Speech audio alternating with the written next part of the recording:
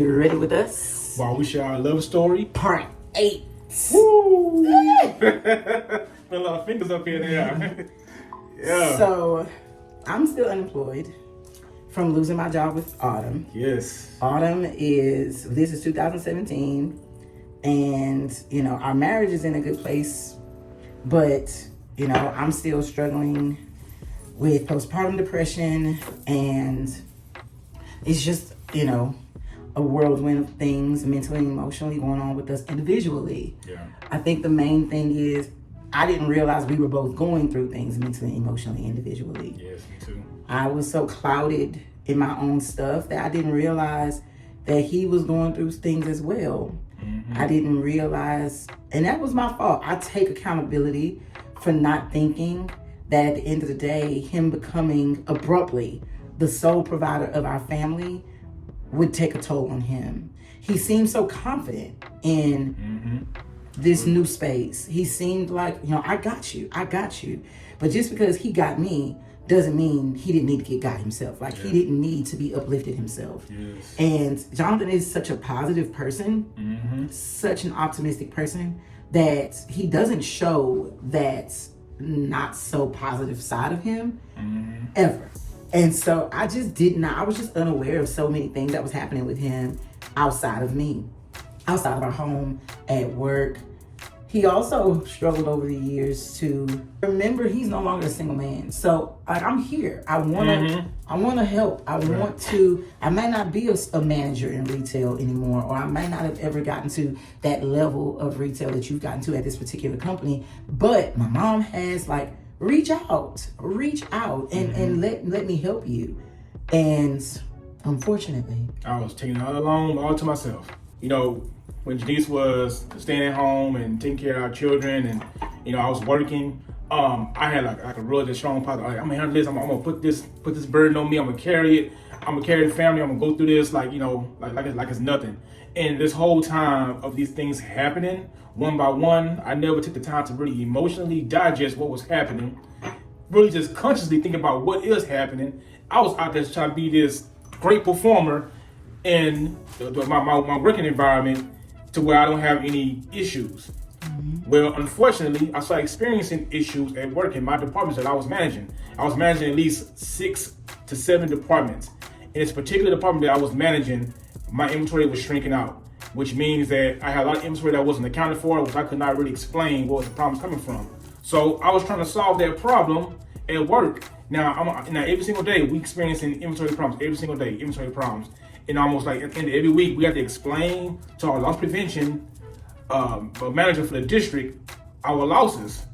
And we have to keep on explaining these big losses. Don't you know where we're coming from? It's like, when you come to our store and investigate what's going on to our store about what's going on with your inventory. So in my mind, I'm thinking, man, I'm failing, I'm messing up. So I'm coming home, talking to Janice every day in my work day. I'm not really talking to her about what I'm experiencing at work, what kind of inventory problems I'm experiencing at work. Not seeking no advice because I'm afraid to tell her about what I'm experiencing at work day. It may stress her out even more about what's happening. Oh, you gonna lose your job? I didn't want to have her think about that. But in the long run, I never didn't even consider her point of view about what I'm going through, because I'm thinking in my own mind that she got a lot of stuff that she's dealing with right now. I want to give her more things to think about. And that's where I feel like I went wrong with this whole journey of me going through these problems at work. I never gave her the chance to help me out with it. I had issues going on too, but I never gave her the chance to even help me out with that. So I kind of robbed her of her experience of helping me get through things I was getting through, because I just took it on my own, thought in my own intelligence that she needs not to worry about that. She needs to worry about things that she's going through right now. And I appreciate that about him, and he knows that I appreciate that, but I never expected him to be a superhero. I never expected him to disqualify his feelings, disregard his feelings because of my feelings. Yeah. But I probably could have done better. I know that I could have done better at making him feel like it was a safe space for his feelings to be validated, for his feelings to be expressed. I didn't necessarily ever tell him. I didn't ever tell him when he did talk. I don't want to hear that. I'm going through this. I'm going through that. But he would call, and I was a stay-at-home mom at this point, and nobody else was a stay-at-home mom with me. And I had one person that she did become a stay-at-home mom, but she started going through things in her marriage. And so, I couldn't necessarily come by to her all the time. And so I didn't have any adults to like just talk to me every day. I was literally taking care of children all day, and I had no adult interaction. So when he calls after he would get off from work, instead of giving him room to express how his day went, I would immediately start pouring my day onto him. Again, at the time, I did not realize this was even happening. I didn't realize what I was doing because Jonathan felt like that's what he needed to allow me to do. So he never vocalized, hey, I got things going on too. I would like to express these things. He never vocalized that. He just kind of took on my stuff and allowed his stuff to be pushed on the back burner. And that was probably the most learning we did about ourselves and each other in our entire marriage. Yes. Most biggest part about learning part of our marriage. I feel like I was taking on things as an individual, but not including my wife in, despite any of the challenges that she's dealing with. At the end of the day, we're in this boat together, and guess what? Whatever happens to me, it is going to affect her too, not just me. And I didn't really grasp the concept of that whole thought the whole time. So despite what she was experiencing at home, in my heart and my mind, I never even really thought about how to bring on what I'm going through as an individual and how it can affect our marriage because of what I'm going through and what the effects could be of. And all this time, I'm thinking like, after everything happened, I think, man, I could have saved a lot of problems by talking to her about my problems. Because the thing about this, we always, as men, think that, women, they're very emotional, things like that. But you gotta think about something. That's a gift. Guess what? If she's great at mastering emotions and thinking about things like that, guess what? She's going to help me navigate through my emotions. And also she's going to help me figure out things that's going on. Guess what? She's great at emotional thinking better than I am. So I'm missing out on a lot of great knowledge, a lot of great wisdom, a lot of great counseling to help me out when I'm going through psychologically. Because she could have helped me out with what she's experiencing right now at that time, what she's going through emotionally, and she could tell me how she's making it every single day, what she's going through, how she approaches her day. I never gave her a chance to even explain that to me or share that with me. So, I robbed myself an experience of knowing how my wife could help me out so much emotionally. So, things start to progress more at work. I start to have more and more inventory problems. Now, I want to make sure that people don't understand that. People understand what type of, what does that inventory problem, what does those inventory problems look like? Jonathan was an ASM at a hardware store. Because of what happened at his store, y'all have heard us say where we met before, the hardware store we worked at. But I'm not going to mention their name. Just never know how far these videos might go. But Jonathan was an assistant store manager at a hardware store, one of the biggest in the country. And everybody knows that the shrink in hardware and tools is horrible because in hardware, in lumber too, because for several reasons. One, customers will pick up the little bolts and things like that and either put them in their pocket, forget they're there, leave the store, and then not come back to pay for them. Or they lose them. They fall throughout the store. It's happened to me several times. Or they get to the register and the person at the register rings them up wrong. Remember, these little bolts and stuff don't have labels on them. They don't have tags. So you have to look through a book at the register to get the proper number for them. They get processed. They get processed wrong all the time in the system. Like sometimes if the cashier's line is long, she'll just pick whatever bolt might look like that bolt and ring them up, but that's not the bolt. It could be a slight difference in the bolt, a thread, a slight difference. And in lumber too. In lumber, they 2x4 by 12. They incorrectly bring up lumber all the time. So I think that it's important to note that I feel like had he been in a different part of the store, maybe he wouldn't have dealt with so much shrink.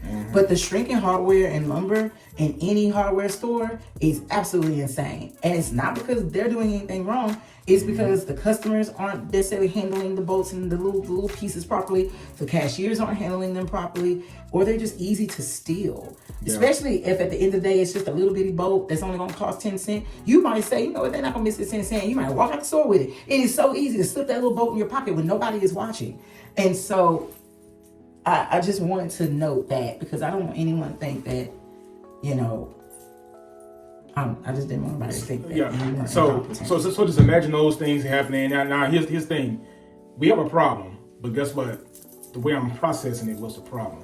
Mm-hmm. The way I was processing it was the problem. I look at the problems that I had at the store and how it was so much escalating that I let fear into my heart about what the results was of if I can get this problem under control. Mm-hmm. What will it do for me? Will I lose my job? Will this and that? And the way that things was being expressed and the way the experiences was going on with handling this inventory and what problems it could be in the future, I mean, solve this problem. So what's what? We figured out a way to solve the problem. But the way of figuring out how to solve the problem was a bad inventory practice. And the inventory practice eventually led me to losing my job. Mm-hmm. Let me tell you what happened. When I lost my job on that particular day, I remember walking out and leaving the building, and I turned around and looked at the building, and I said, I just moved 17 years away. 17 and a half years away. You worked for that. And I lost those 17 years in a matter of months, a small particular season of problems that I did not handle correctly. That I did not consult with my wife correctly. I lost all that in the middle of that time. So I remember I hopped in my vehicle, and I sat there and processed it for a minute. And I said, "Oh my God, how I'm gonna break off the news to my wife and let her know that I lost my job. All the things that we going through. The very thing I was fearing in the beginning is what I ultimately feared the whole time, and I let that overcompensate my heart and my mind. So I get home, I go to the front door, and I tell her. No, he called me. Yeah, that's right. I called you. That's right. I did. He calls me on his way home, and he sounded like death. Yes, I sounded like he sounded like a family member had died. Mm-hmm. And I was like, "What is wrong with you? Why are you sounding like this?" Mm-hmm. And he said, "I lost my job."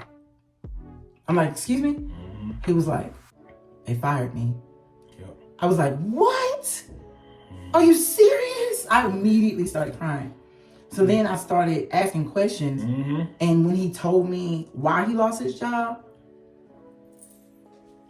I ain't gonna lie, that wasn't my finest wife moment. That was not my finest wife moment. You were so mad and frustrated with me about that. I was so... When I tell you, I felt like I looked at these two kids that were playing. They were doing their thing. Autumn at the time was 1. London was 4. And I looked at them. I looked around our apartment, and I was like, this is not happening. This is not happening. We had just went through Hurricane Harvey, lost our car, and we had just gotten a new car. I was like, we have this car note we gotta pay. This is not happening. Y'all, oh my God. When I tell him I was infuriated, with him, I was like, why didn't you talk to me? Why didn't you come to me and tell me what was going on? Why do I have to find out what was going on with you for months now when crap has hit the fan? Why now? Why did you do this? I was like, what made you think that was okay to do? And I'm not talking about him not talking to me. I'm talking about what he did to get fired. Why did you think that was ethical? Like, why would you do that? And so then when he started telling me that he was actually told to do this by the one person that he was actually supposed to be able to trust when it came to loss prevention, it was the loss prevention manager who informed him of this idea to do in order to help his shrink. And so at that point, I calmed down because, okay, I get it. I completely get it. This loss prevention manager didn't just share this idea with Jonathan. He shared it with a few other managers, right? So I said, so did they get fired? He said they chose not to do it. I said, okay, so why didn't you make that same choice? I understand that he trusted this person. I understand that this person was put in a position to lead them in loss prevention. So I understood that, but I just still was like, I know you knew it was wrong. And he said, yeah, I'm not gonna lie, I did, but they said it would work and they said they've done it before. And so I thought that it would be okay. Yeah. And that's when we had some hard conversations. And that's when I realized that he was smothering. I didn't really realize how becoming abruptly the sole provider for our family was like smothering him. Yep. I didn't realize that everything that I was going through made him afraid to tell me what he was going through. I didn't realize that I needed to make sure he knew I was a safe space. And I know my reaction to him losing his job kind of confirmed that maybe I'm not a safe space. But I was already so down about me not having a job. I was raised by a single mother. I was raised to work. And so me not having a job, I was still trying to figure out my worthiness in this family. I was still trying to find my way in being a stay-at-home mom, abruptly becoming a stay-at-home mom. And so it just hurt me that he was hurting and not able to say, I'm hurting. And that's honestly a huge problem with men, especially black men. They feel like they have to walk around, be tough, have my chest out, and not be vulnerable every day. And that was the point in life that I needed to be vulnerable, open my heart up, and allow my heart to be fed the right way, so I can lead the right way in the situation that was happening. And like I said, that part, I let fear win. You know, fear won that battle. Fear won the battle of keeping me from opening up my heart, silencing my tongue, because I'm thinking about, I already have premeditated thoughts in my head if I was to open up my mouth about what I'm experiencing based on what she experienced. I let that part win, you know, but the truth always wins, right? So the truth should have just came on out, and you know, I would have maybe had a different result at the end. And that was a really big learning lesson for me in this whole thing, and also for these two as well. Like, hey, you know what? I want you to be able to see me as being a safe place. You know, I want to let you know that, you know, your heart is okay. It's safe with me. I need you to know that it's always been safe with me. But however, your perspective on you watching what I'm going through makes you feel like you didn't have that space.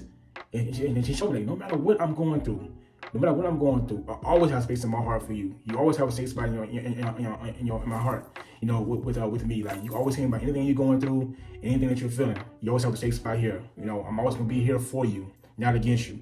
You know, and then after that conversation that we did have, going through that, you know, moving forward, you know, that's what it's been now. Now that I allow myself to be vulnerable and talk to her about things that I'm dealing with, that's hurting my heart and, you know, my soul, and not be looked at like I'm weak or a punk. You know what I mean? Like the things that guys always are afraid to be looked at as, because we have to be Superman all the time. I feel like the world perpetuates to be Superman all the time, but we're still human. We still have. And I think the one thing that got me the most is that I think one of these guys said something a while back. He said that if you allow things to linger inside you, it becomes disease inside. It becomes a disease. It becomes a disease inside. If you let that stuff just stay inside you all the time, it becomes a disease. And you walking around like you fine. No, you were hurting on the inside. Yeah. You let that hurt come out. Somebody need to treat that hurt, you know, and that comes from being vulnerable. So, you know, I'm just telling all the men out there that, you know, find strength in being vulnerable, you know. And if you don't know how to talk to your wife or your loved one about it, say, hey, I need a safe space to be vulnerable with you. You know, you my one and only, you my wife, you love my life, and, you know, I want to share every little piece of my heart with me. This is my treasure, and I want to open up my treasure to you and let you see every little thing that's in there and what I'm feeling and going through. But guess what?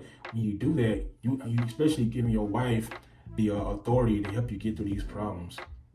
You know, she can be thinking about things that could help you out, that's been given to her to give back to you, to help you. In knowledge that you don't even know she has. And you're robbing yourself of that experience by not being vulnerable. And if she doesn't have the knowledge, she can help you research. She can help you figure it out. You are a team. Marriage is a team effort. There is no I in marriage. Let me tell you something. There is no I in marriage. Marriage is a team effort. And at the end of the day, when you rob your partner of the opportunity to be a team with you, or when you make your partner think you won't be a team with them, that creates so much more chaos than not. It is so important for us as wives to make sure our men know, I don't care what this world thinks about you. The only thought you need to be concerned about is mine. And in these four walls, your thoughts, your feelings, your views, your opinions are safe. Let me tell you something. True testimony. When we got married and we tried to figure out life, and you know, I got the department manager position. I would never got the department manager position if it wasn't for my wife. I told her, hey, I want to move up, and I want to try to find more opportunities. You know what? I spent so much time at work. I never had the opportunity to look for opportunities at work. So guess who's looking for opportunities? She would find opportunities for me. And goes, hey, it's a position available at this store. Boom, I applied for it and got it. Okay, other things, small stuff, taking care of taxes, things like that. Guess what? I'm busy everywhere. I'm communicating to her, hey, I got you. Boom, it's done. So what I'm saying is that you have help. And God said, your man needs to help me. Look who's helping me out. Look who's helping me out with everything. Well, it actually says help meet. That's what it says. M-E-A-T? M-E-E-T. M-E-E-T. Yes, it says help meet. Yeah, that's what it says in there. So I was quoting words out there, but I mean, yeah, I guess in the translation is help mate. In the Bible? Yeah, it says they help meet. Meet them with help. So, wow. Yeah, that's what it says. Learn something new every day. So yeah, but my wife, she's been a beautiful help me for me, and you don't want to take yourself from having that. I mean, I never got to the peak that I am at right now without her help, and that came from being vulnerable. And once you be vulnerable to that, your wife will help you reach your peak, and that's where it's at. I definitely think that. We as Black women, we as Black men have to let go of that guard. We are forced to be strong. We are forced to be invincible. We are forced to carry all the weight. Men are too, but in such a different way. And I think that we have to learn how to let go of that guard, because it can truly make the difference in your marriage thriving in unity, in your marriage thriving in peace and love and harmony, or your marriage being smothered by power struggles, by carrying weights you were never meant to carry on your own. I definitely know that because of how he was raised seeing his dad go to work every single day, even when he didn't want to. Sometimes with only a couple hours in between shifts, like working like a horse, working like a workhorse. I watched my dad sacrifice time. Watch my dad to take care of their family, because his mom was also a stay-at-home mom. Made eternal sacrifices to put food on the table, to take care of us. Never complain. And all that stuff. I downloaded all that information and put that into me and acted out the exact same thing the same way. And I was raised by a single mom who, missed a lot of things in our life because she was working so hard. And she struggled to find a balance because she was trying to be mommy and daddy at home. She was working 15, 16 hours a day at retail as a manager. And, she was doing her best, and I commend her and I appreciate her for the rest of my life. But she did raise me to be tough. She raised me to be a man. I ain't gonna even lie to you, she did. I was the one who fixed everything around our house. When she couldn't do things for our family, she leaned on me to do it for our family. I was her partner more than I was her daughter. And at the end of the day, I came into this marriage with tough skin. Life knocked that skin off of me. Life knocked those barriers down. But I didn't know how to manage that newfound emotional freedom. I didn't know how to manage. Same thing with me. Exactly. And so I think that we both just have to, release those barriers in marriage. Yes. Release those barriers. Your partner is there for a reason. This is why we are not meant to be alone. And even if you're not married, if you're not married or not even dating, there's got to be a friend or someone that you can lean on that can allow those barriers to be lowered in your life. Somebody that God sent to you. He sends us all an angel. Somebody you trade lives with. Yeah, somebody you would trade lives with, that you can lean on for advice. You can lean on for godly advice, godly guidance. I think that it is so important to ensure we are surrounding ourselves with the human form of God's love all the time. Yes. And so when you receive that, it is so important for you to allow that to wash over you. Allow that love and that grace and that mercy and that favor that this person bestows on you, like God does. Yeah. Allow that to wash over you. I think we both struggled with that in our marriage. We did struggle with that. I struggle with that still to this day. Jonathan, since he's been retired and home with us full time, he does everything in our home. And I struggle to feel like I'm productive. But he reminds me all the time, listen, for 7 years, you took care of this home all by yourself. Every now and again, I would come home if the dishes were still dirty and wash them for you. Every now and again, I would come home and help you fold clothes. But I would come home most days and that stuff was done. The kids, when they needed to go to parties, when they needed to go to karate practice, ballet practice, stuff at their school, field trips, you went alone 80 to 90% of the time. At the end of the day, I'm catching up. Let me catch up. You deserve this rest. Don't know how long the rest is gonna last. Jonathan is like a robot. He's just gonna keep going. It'll be 5 years from now. I'll still be sitting on that couch. But like at the end of the day, I have to remember that I've done my part. And it is okay not to be that strong, independent, cape-wearing woman anymore. It is okay.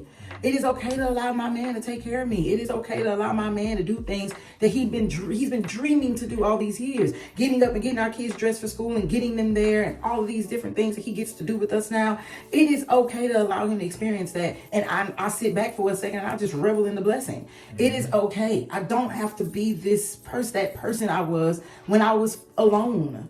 You know, like I don't have to be that way. I'm still learning how to let the guard down. But at the end of the day, I'm telling you, it's so much freedom in allowing your partner to be just that. Your partner, your teammate, your helpmeet. I tell you. It's so many blessings in it. You know, through these years, all the way up to this, to now. And just like after I lost my job, you know, God really showed us how he plays a bubble of protection around our marriage if we keep him in the middle. Keep in the middle of the marriage. And, you know, blessings came after the destruction of us losing our jobs. Oh my gosh. And I'm sorry, y'all, we ran out of time. You know. That was something. Him losing his job. Yeah. It made me feel like our world came to an end, and God said, nope. Nope, it's not over. It's not over. And we got more to tell you about how it wasn't over, how God rebounded us back and resurrected our marriage in a different position. And became what and our finances. And our finances too. Oh my goodness. What a blessing. You gotta stay tuned. You gotta stay tuned. For part 9. Part 9. Bye.